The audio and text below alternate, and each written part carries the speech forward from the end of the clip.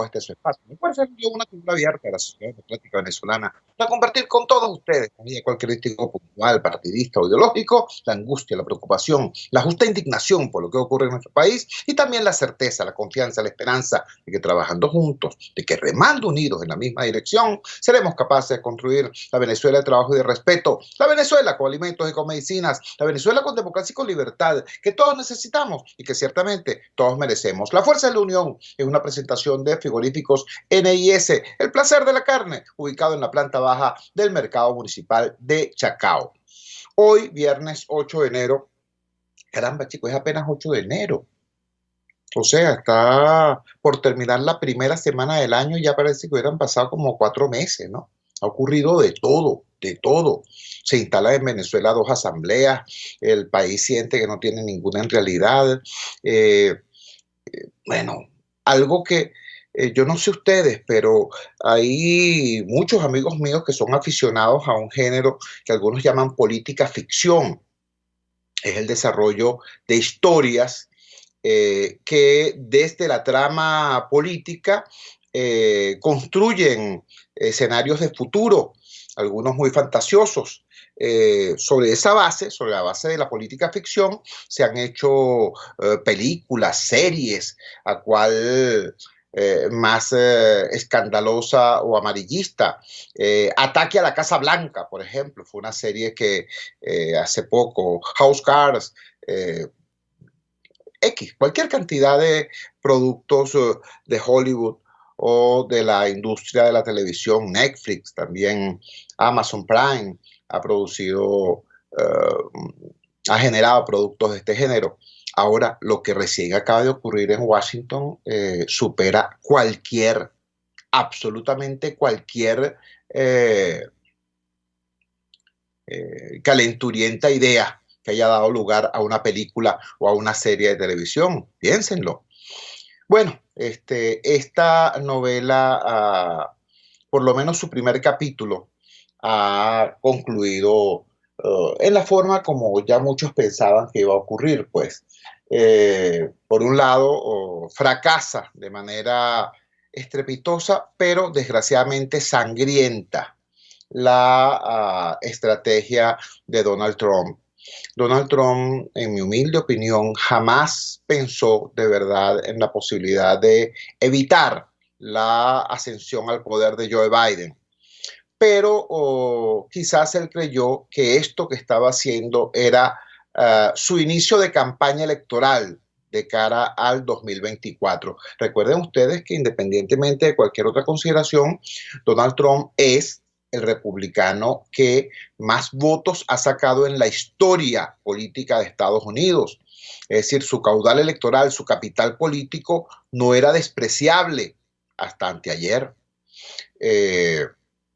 Y de hecho, lo que estaba haciendo Trump era chantajear al Partido Republicano diciéndoles, mira, las bases del país están conmigo, las bases del voto republicano están conmigo. Ustedes van a traicionar a ese sentimiento de la gente.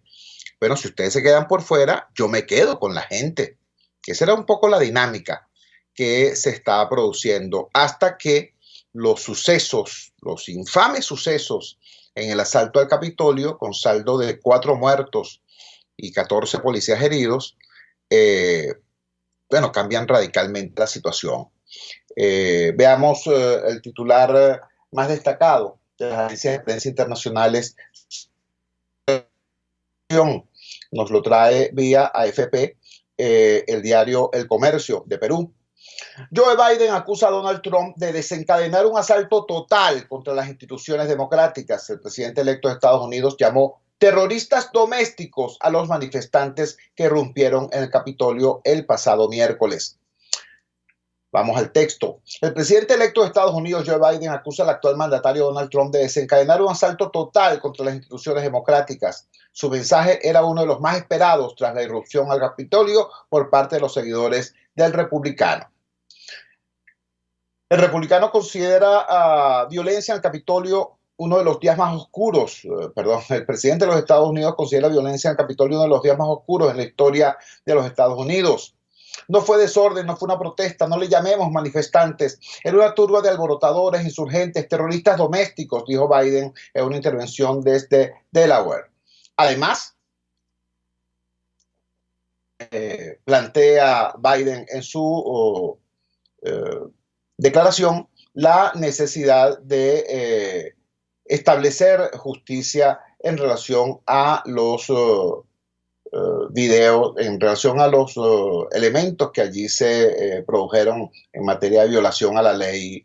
El señor Biden fue crítico con la policía, asegura que manifestantes antirracismo habrían sido tratados muy distintos por las autoridades. Todos sabemos que eso es cierto y es inaceptable, añadió. Está circulando un video, también nos lo dice este diario, y el video ha circulado por muchas agencias de prensa internacionales, que muestra a Trump y a sus hijos celebrando las protestas en Washington minutos antes del asalto al Capitolio. Solo son grandes patriotas que están hartos de las mentiras, así que gracias a todos por eso, dice Donald Trump Jr. en el video en el que también aparecen sus hermanos Ivanka y Eric.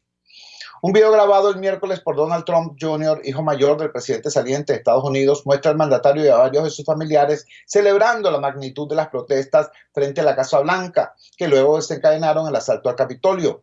La trágica jornada provocó la muerte de, acá dicen, 5 personas. Esta cifra de 5 personas es producto de que murió un policía del Capitolio, uno de los 14 policías heridos, y de esa manera asciende a 5 el número total de fallecidos por el asalto.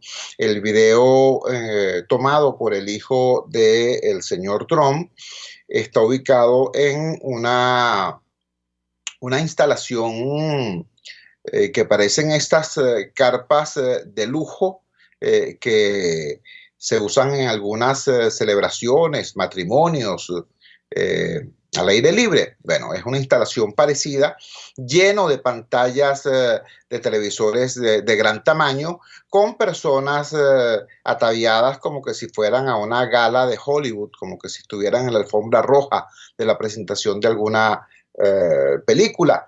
Y la música de fondo es la conocida canción Gloria. Esa era la manera como el entorno cercano del señor Donald Trump y su propia familia en forma festiva estaban aupando los sucesos que desencadenarían en pocos minutos una auténtica tragedia en ese país. Bueno, son numerosas las otras informaciones sobre este tema. William, ex fiscal general de los Estados Unidos, ardiente defensor hasta hace un mes del presidente Donald Trump, la persona que Donald Trump había colocado precisamente para bloquear los procesos electorales, sobre todo este tema de la votación por correo a propósito del COVID-19. Bueno, William Barr acusa a Trump de traicionar su puesto por haber estimulado las conductas de las turbas violentas en Washington. Este es un titular de la agencia AP. Nos dice también los colegas del portal La Patilla en Venezuela. Fiscal de Washington no descartó investigar a Trump por los disturbios en el Capitolio. Tenemos también la hemorragia de renuncias en el personal de la Casa Blanca. Vía RFI España nos dicen, secretaria de Transporte encabeza renuncias de alto nivel en la Casa Blanca, es otro titular. Nos dice también la gente de Radio Televisión Española, que dimite la secretaria de Educación de Estados Unidos, segunda renuncia de alto nivel en el gabinete de Trump tras el asalto al Capitolio. Y por supuesto lo esperado, renuncia el jefe de policía del Capitolio tras el asalto de los partidarios de Trump. Estados Unidos considera cargos de sedición por invasión en el Congreso, nos dice la agencia AP. Y el New York Times nos trae una información que indigna pero no sorprende. Trump considera perdonarse a sí mismo. Trump, de acuerdo a esta información del New York Times, el mandatario saliente de Estados Unidos contempla dar otra ronda de indultos que incluya a sus hijos y a él mismo, después de estos eventos que, repito, costaron la vida de 5 norteamericanos, entre ellos un policía. Bueno, yo creo que hay muchísimos otros titulares sobre el material, sobre esta situación. No vale la pena extenderse más. Sí vale la pena recordar con pesar, con vergüenza, incluso con pena ajena, creo que es la expresión correcta, como durante mucho tiempo cierto liderazgo político partidista nos vendió a este señor como la esperanza de la democracia en Venezuela.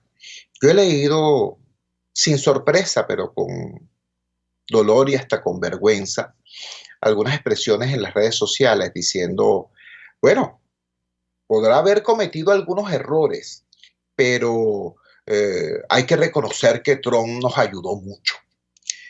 Miren, señores, cuando llegó Trump al poder, estaba Maduro allí en Miraflores.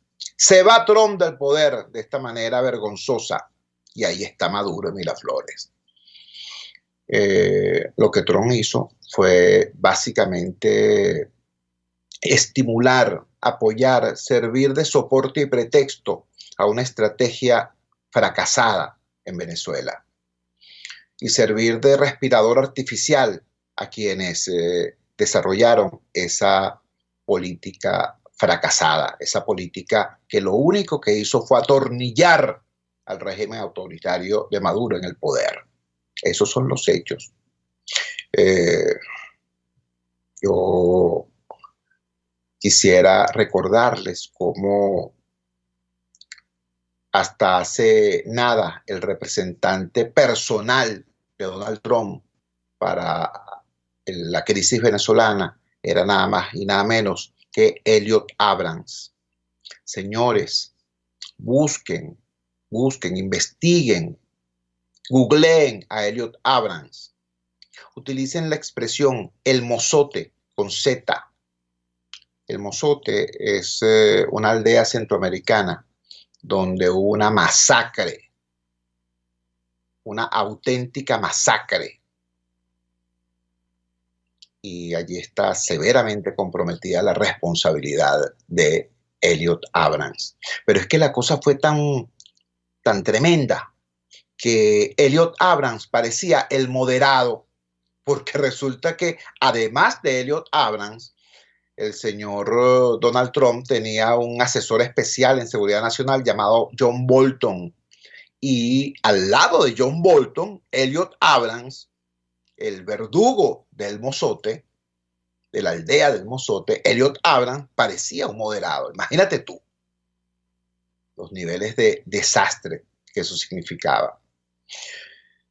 Yo creo que nosotros los venezolanos tenemos que aprender de todo esto.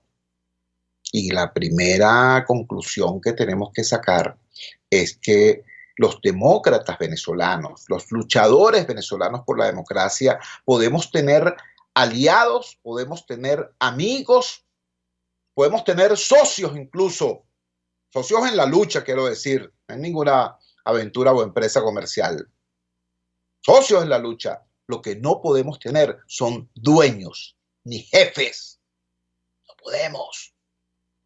Yo creo que es necesario recordar cómo la democracia venezolana, la experiencia democrática venezolana, se levantó con un gran sentido de autonomía, un gran sentido de independencia. La democracia venezolana siempre fue una aliada importante de Estados Unidos como cabeza del mundo libre y como cabeza del hemisferio, siempre, pero jamás fue incondicional. Y cuando tuvo que enfrentarse la democracia venezolana al Departamento de Estado, lo hizo. El primero de esos enfrentamientos fue cuando la doctrina Betancourt tuvo que enfrentar la doctrina Monroe. ¿Sí? señores de Estados Unidos tenían la idea de que América Latina era una especie de patio trasero de Estados Unidos y que si aquí había dictadores, estaba bien en tanto que fueran amigos de los Estados Unidos. Frente a eso se opuso la doctrina Betancourt, que repudiaba todo gobierno surgido de la violencia, todo gobierno que no hubiera nacido del voto popular. Y al final se impuso la doctrina Betancourt. Lo mismo pasó cuando la fundación de la OPEP. La OPEP se fundó por iniciativa de la democracia venezolana y a despecho de Norteamérica. Lo mismo ocurrió con toda la situación del Canal de Panamá. Lo mismo ocurrió con el procesamiento de la crisis política en Centroamérica, lo que pasó en El Salvador, lo que pasó en Nicaragua. Es decir, fueron diversos eventos en los cuales la democracia venezolana, no estoy hablando de la guerrilla, no estoy hablando del PCB y del MIR, no, la democracia venezolana se enfrentó y derrotó la política del Departamento de Estado. Y seguimos siendo aliados y seguimos siendo amigos.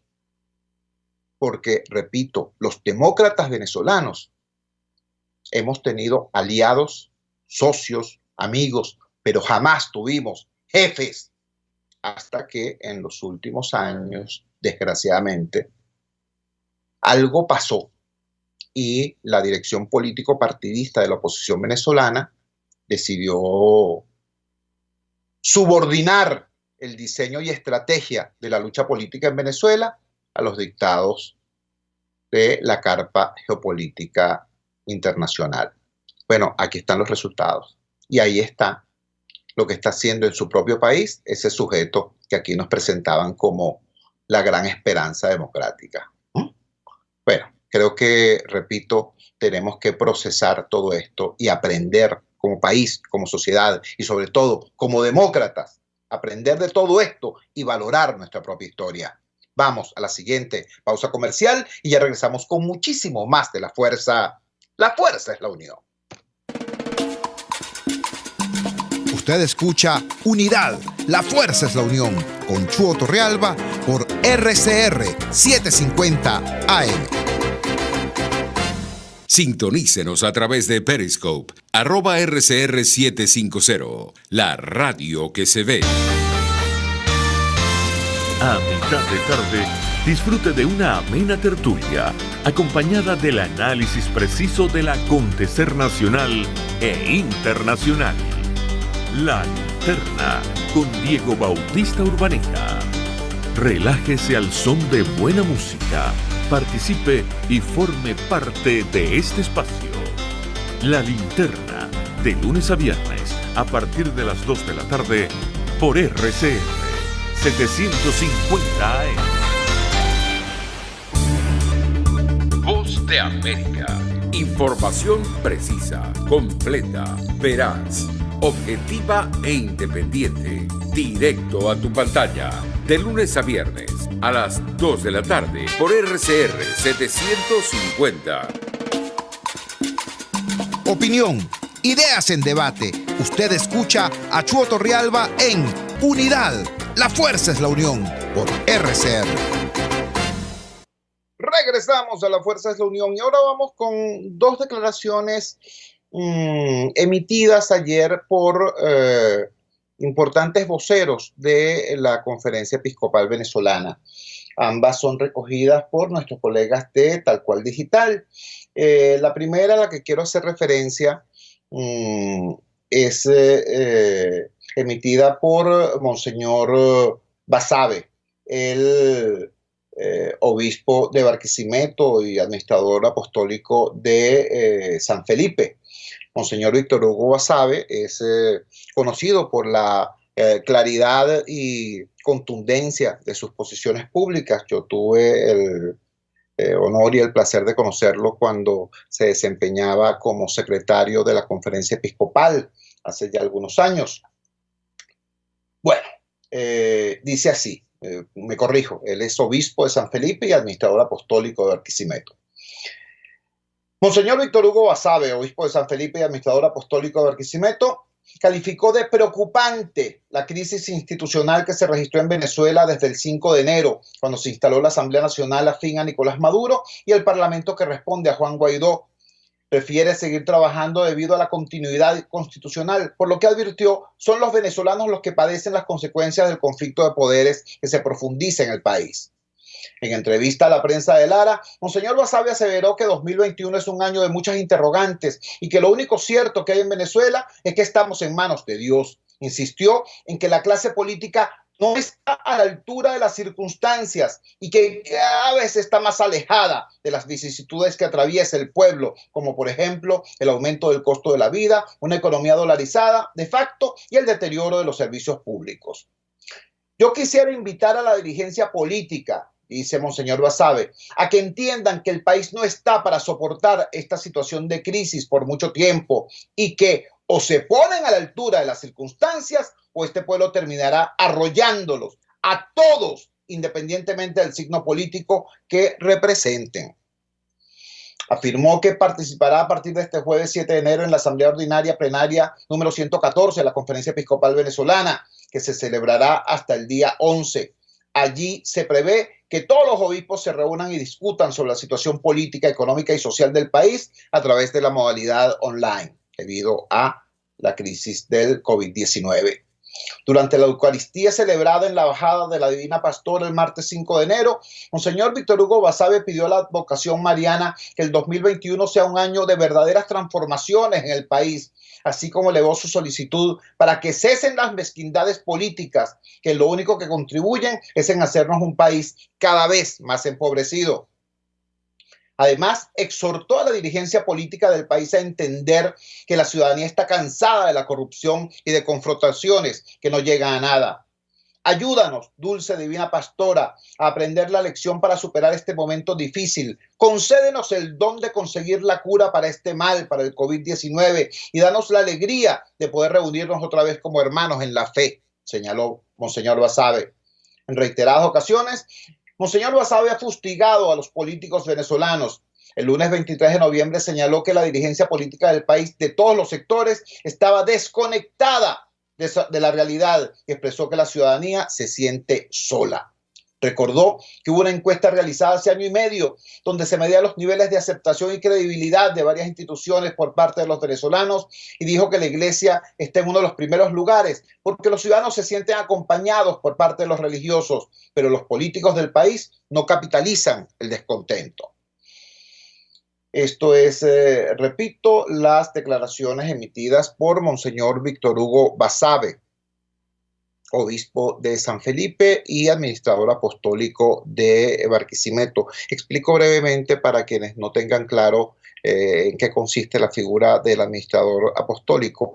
Debido al protocolo, al acuerdo entre el Estado venezolano y el Estado del Vaticano, la designación de los obispos en Venezuela, por supuesto que lo hace de manera autónoma la Iglesia, en consulta con el Estado, en consulta con el gobierno venezolano.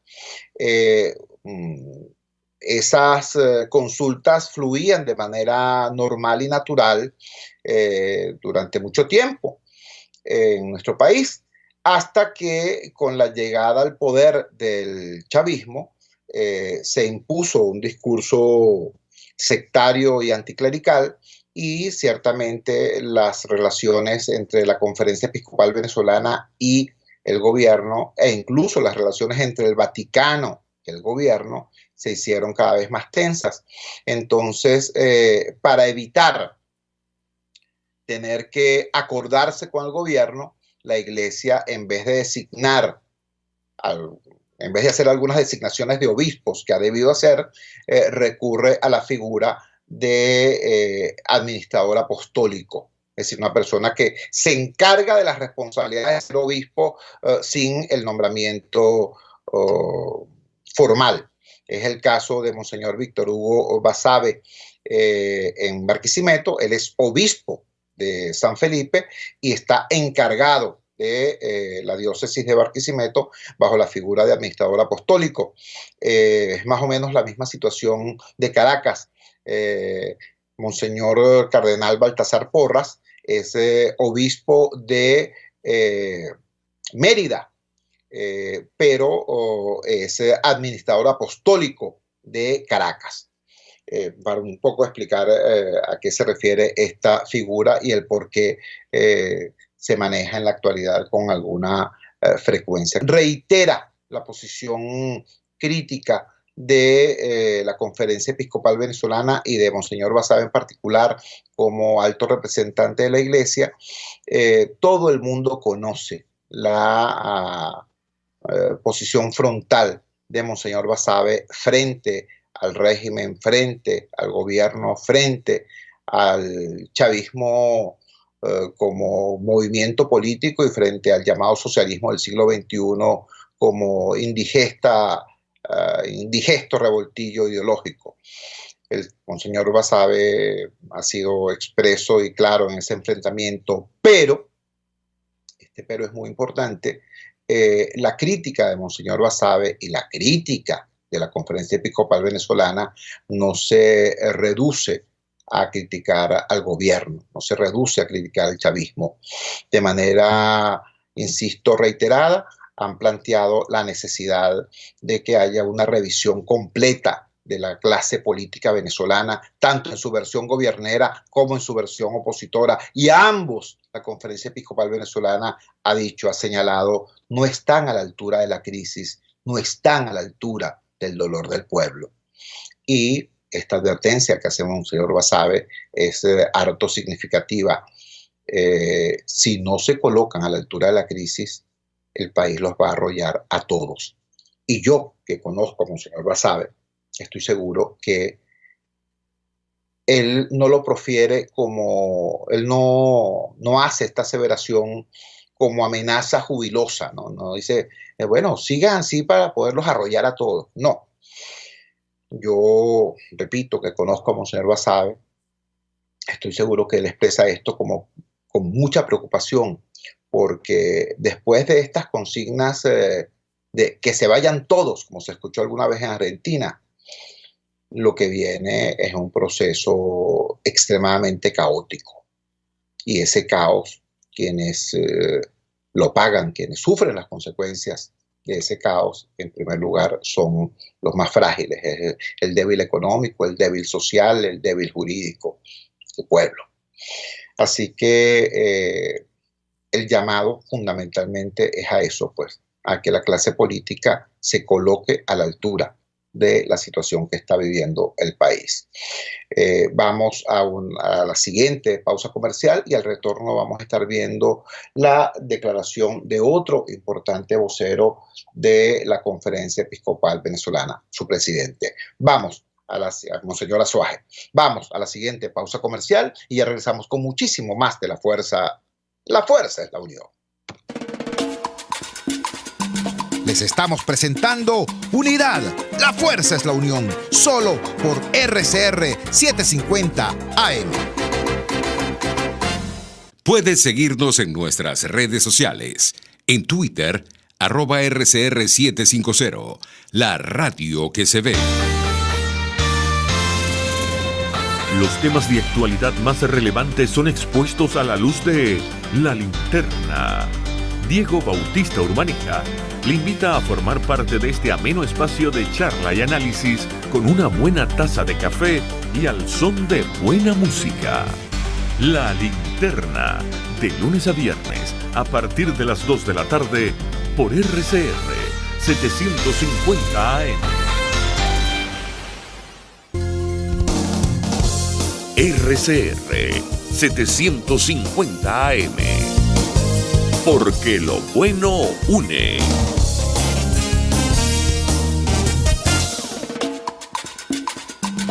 Les estamos presentando Unidad. La fuerza es la unión. Solo por RCR 750 AM.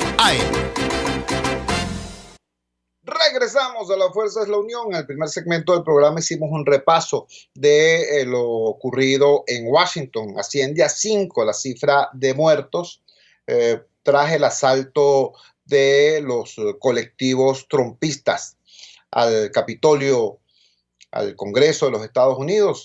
Falleció uno de los 14 policías heridos y eso eleva a 5 el número total de víctimas fatales. Existe una honda conmoción en Estados Unidos. Siguen algunos planteando la necesidad de invocar la enmienda 25 y destituir de inmediato a Donald Trump antes del 20 de enero, destituirlo y procesarlo. Por cierto, Trump ayer mismo en la madrugada emite un comunicado vía Facebook antes de que Facebook suspendiera su cuenta y en ese comunicado expresaba que, bueno, que él garantizaba una transición pacífica y ordenada el 20 de enero. Evidentemente, pues recogiendo velas y espantado por lo que él mismo había promovido y causado. Bueno, eso está ocurriendo en Estados Unidos. El New York Times informa que estaría estudiando el señor Trump la posibilidad de una nueva ronda de indultos para sí mismo y para sus hijos. Bueno, eso a propósito de la situación en Norteamérica. Después nos vinimos en el segundo segmento del programa a la situación en el país y destacamos las declaraciones dadas por Monseñor Víctor Hugo Basabe, obispo de San Felipe y administrador apostólico de Barquisimeto, haciendo una crítica muy dura a toda la clase política venezolana, tanto en su versión gobiernera como en su versión opositora. Como ya vimos en el contexto de la declaración de Monseñor Basabe, se instala la Asamblea Plenaria de la Conferencia Episcopal Venezolana y en ese contexto se produjo una declaración importante de Monseñor José Luis Azuaje. Él es obispo de Maracaibo y presidente de la Conferencia Episcopal. Ya el título, creo que le dan nuestros colegas de Tal Cual Digital,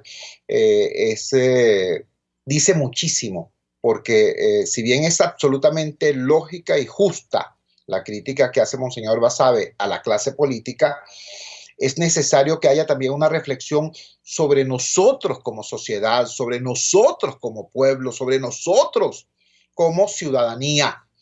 Y a eso se refiere precisamente Monseñor Azuaje. Presidente de la Conferencia Episcopal Venezolana, 2 puntos. Nada se logrará si el pueblo no toma conciencia de ser pueblo. Vamos al texto. El presidente de la Conferencia Episcopal Venezolana, Monseñor José Luis Azuaje, puntualizó que aunque haya una mala política en el país, el pueblo no puede claudicar.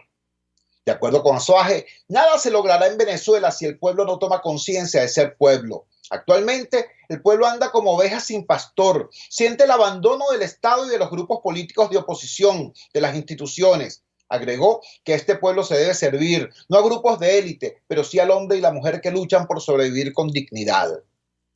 En ese sentido, el presidente de la Conferencia Episcopal Venezolana dijo que, a pesar de los malos ejemplos, se debe mirar el futuro, aspirando a otros comportamientos y formas de hacer política. A su juicio, la rehabilitación de la política pasa por fundamentarla en el amor.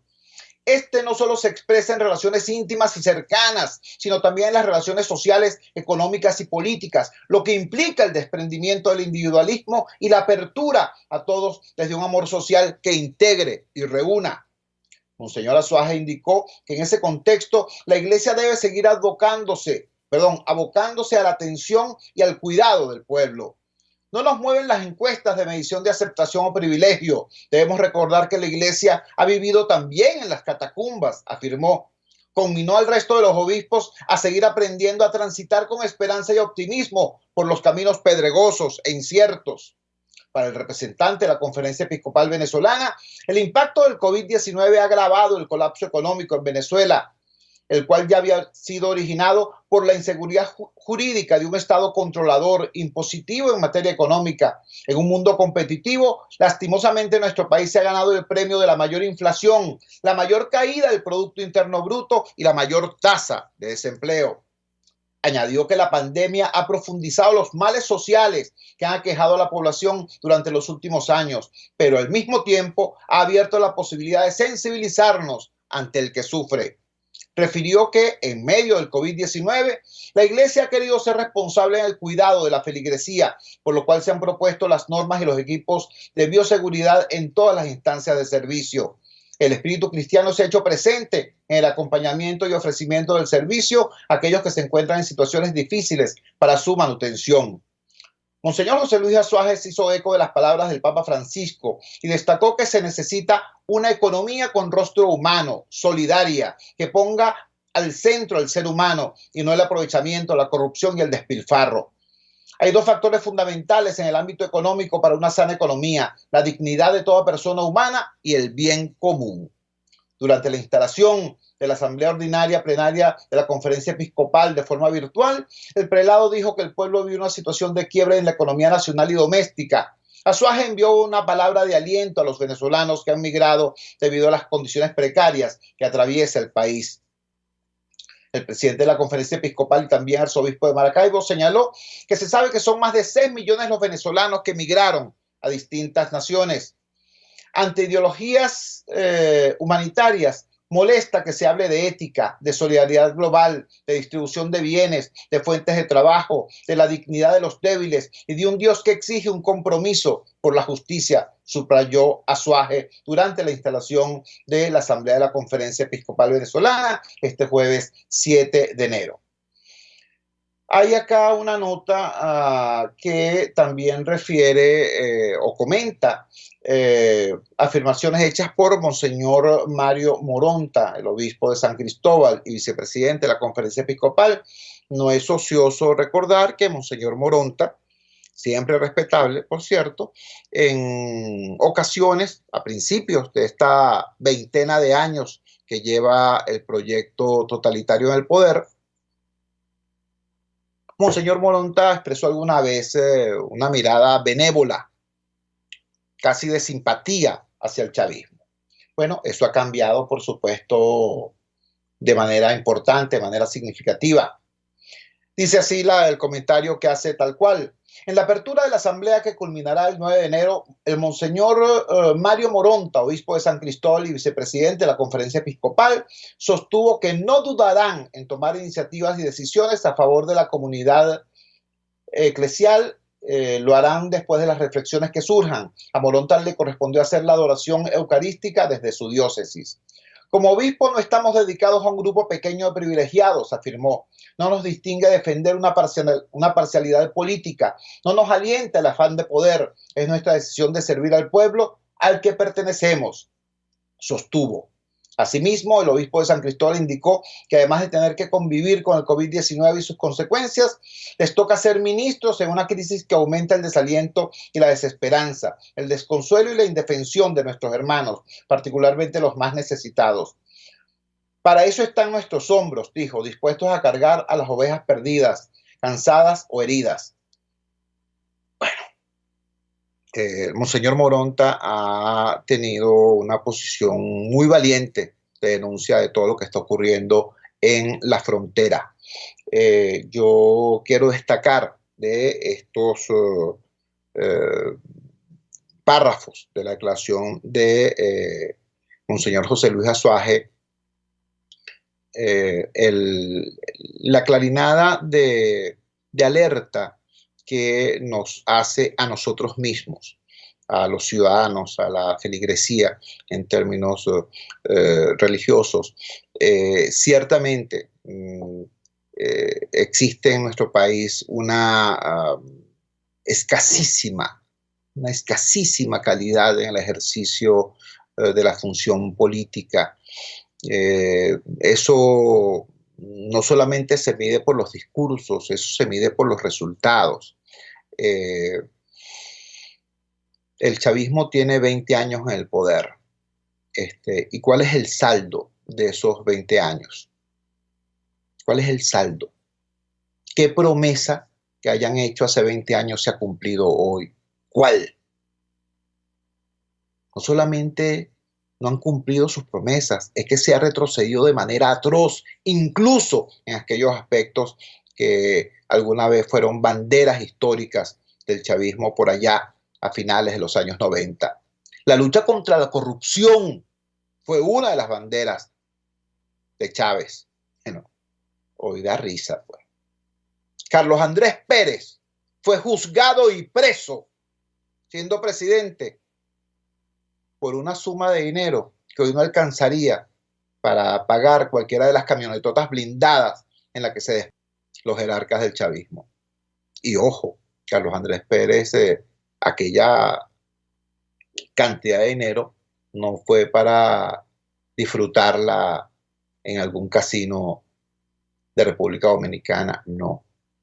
Él fue juzgado por un dinero que salió para apoyar a la endeble y entonces naciente democracia en Nicaragua. Para que tengan una idea. Bueno, hoy estamos ante este carnaval de corrupción. La oposición venezolana, bueno, está en esta situación, repito, no me voy a meter en mayores honduras, en mayores profundidades, pero a propósito del comentario que hicimos sobre la situación internacional, recordábamos cómo la democracia venezolana siempre fue históricamente aliada, firme, clara, determinada de Occidente y en particular de Estados Unidos, pero con una total autonomía, con una total independencia. Y en aquellos momentos en que el interés nacional no coincidía con el interés de los Estados Unidos, la democracia venezolana supo defender el interés nacional. Por ejemplo, estoy hablando concretamente del caso de la OPEP, de la Fundación de la Organización de Países Exportadores de Petróleo. Eso se hizo a contrapelo de la posición norteamericana, no solamente de las empresas petroleras norteamericanas, sino del gobierno norteamericano, del Departamento de Estado. Y el gobierno de Betancourt entendía que eso formaba parte de nuestro interés nacional. O cuando la visión política de la democracia venezolana no coincidió en algún momento con la visión política del Departamento de Estado. Por ejemplo, el caso de la crisis centroamericana. En la crisis centroamericana, en lo que estaba ocurriendo en El Salvador, en lo que estaba ocurriendo en Nicaragua, el Departamento de Estado norteamericano creía que allí lo que había que hacer era aliarse con los grupos en armas, por más corruptos que fueran, pero si estaban en contra de los movimientos izquierdistas. Entonces, bueno, se metieron en unas aventuras incluso ilegales. Yo les rogaría a los más jóvenes que googleen caso Irán-Contras. Se van a encontrar con una historia que parece de película. El Congreso norteamericano había prohibido que Estados Unidos, que el gobierno norteamericano ayudara a la llamada Contra nicaragüense, porque eran unos grupos criminales. Y resulta que la CIA desarrolló una operación encubierta y trianguló venta de armas, venta de drogas, para terminar apoyando a esos sujetos. Mientras Venezuela estaba estimulando, en el caso de Nicaragua, a la coalición democrática encabezada por Violeta Chamorro, y en el caso de El Salvador, más adelante, la instalación de un gobierno democrático como el que llegó a presidir Napoleón Duarte. Es decir, Venezuela estaba construyendo democracia en Centroamérica, mientras que el Departamento de Estado estaba apoyando grupos violentos. Bueno, eso pasó, eso es historia, ¿vale? Eso es historia.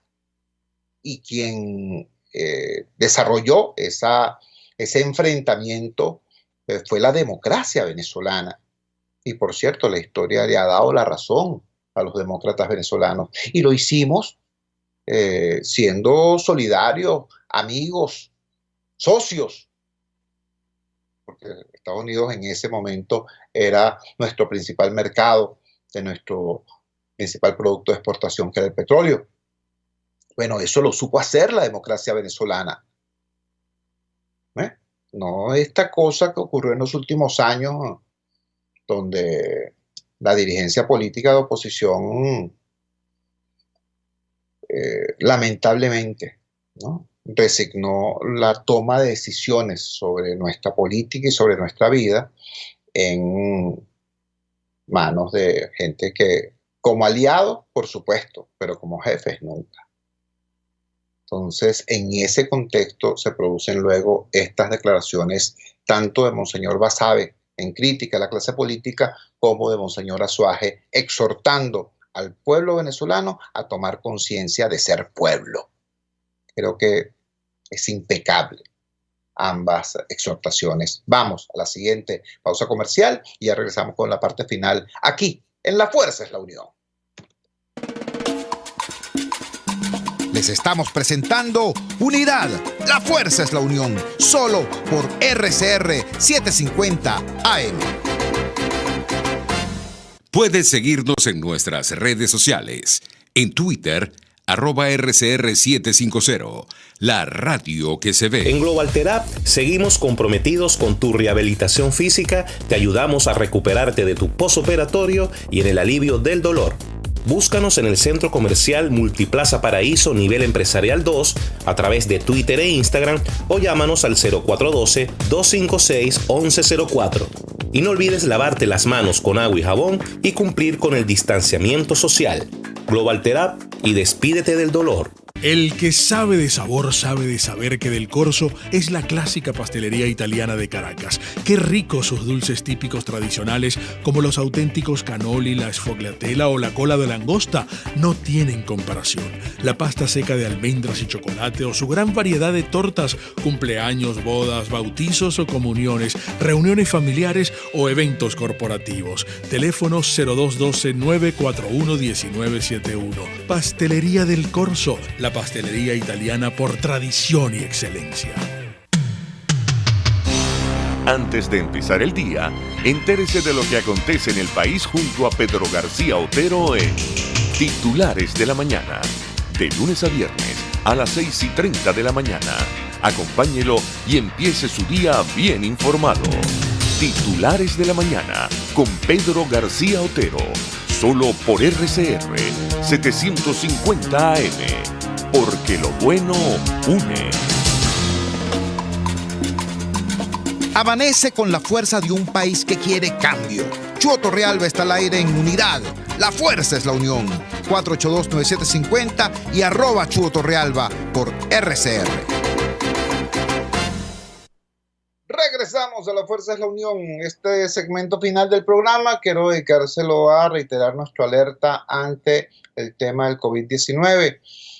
Pareciera que cuando las cosas se repiten y se repiten y se repiten, se normalizan y pasan a ser parte ordinaria del paisaje. Alerta con esto, atentos con esto, porque lo que está ocurriendo en el mundo, en el continente y concretamente en nuestra vecindad, en nuestra región, es muy, muy delicado. Nos dice las agencias de prensa internacionales. El diario Última Hora Digital nos informa: Perú inicia operativos casa por casa ante inminente segunda ola de COVID-19. El diario Gestión de Perú nos informa que también en la capital de Colombia, en Bogotá, se decreta cuarentena por segunda ola de COVID-19 y temen presencia de nueva cepa. Estamos hablando de Colombia, aquí al lado nuestro, de Perú y de Colombia. México evalúa posible adquisición de vacuna rusa contra la COVID-19. Es otro cable internacional sobre el tema. Estados Unidos registra la mayor cifra diaria de decesos por COVID-19. Casi 3.900 muertos. Repito, la mayor cifra diaria de muertes por COVID-19 en Estados Unidos. En España se superan los 2 millones de contagios. Muy, muy grave todo esto. Los colegas del Pitazo nos informan que ahora que estamos hablando de la instalación de la Conferencia Episcopal Venezolana y que estamos comentando las importantes declaraciones emitidas por Monseñor Basabe y por Monseñor Azuaje, nos informan los colegas del Pitazo que hospitalizan al obispo de Trujillo por síntomas asociados al COVID-19.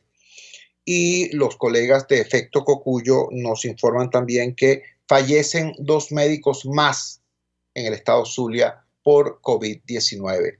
Extremadamente grave toda esta situación, y aprovecho la referencia a este titular de Efecto Cocuyo para expresar públicamente mi solidaridad, mi respaldo, mi apoyo a los periodistas que dirigen, trabajan, laboran en ese medio digital que está siendo objeto de una agresión por parte de elementos que están en la periferia del régimen.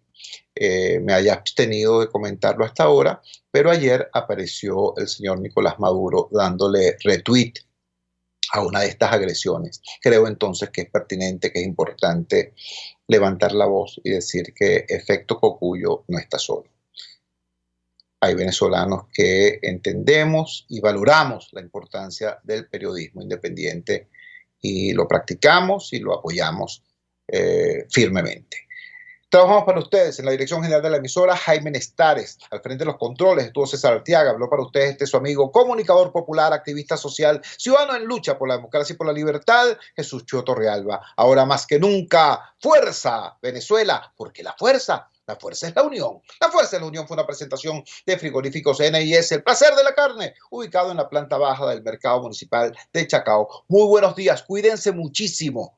Nos vemos el próximo lunes con la gran cantidad de noticias que seguramente se va a producir durante el fin de semana también. Un gran abrazo, repito, cuídense muchísimo. RCR presentó Unidad. La fuerza es la unión.